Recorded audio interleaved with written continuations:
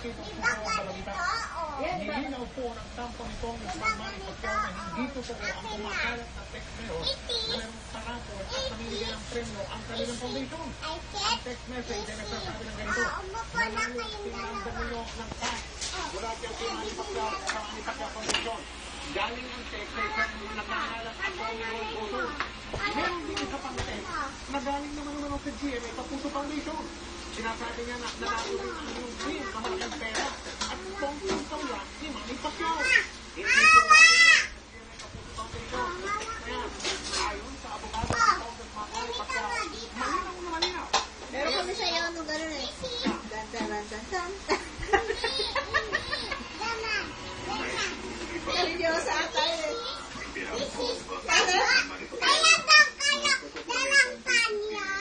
Wala.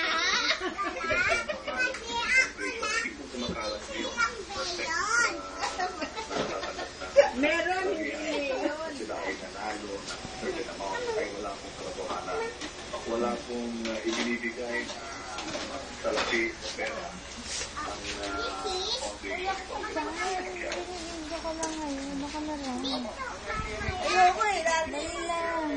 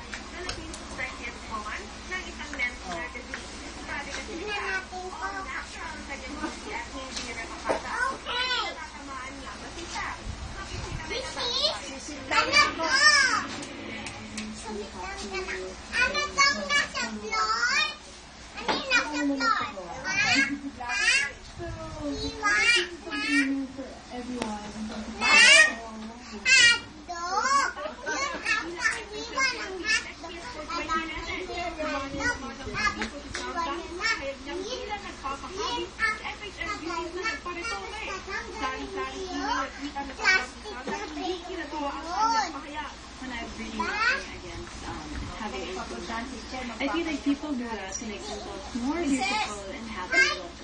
Diba?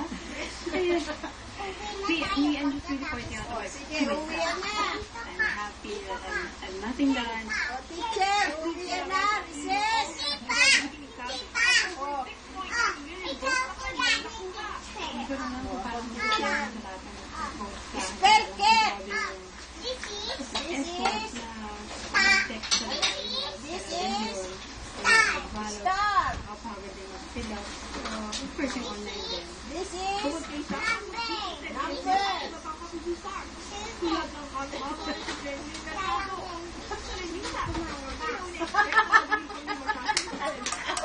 Lumalabas.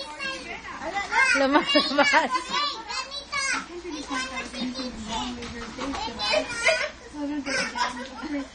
She's on top of her career now. Her showing is really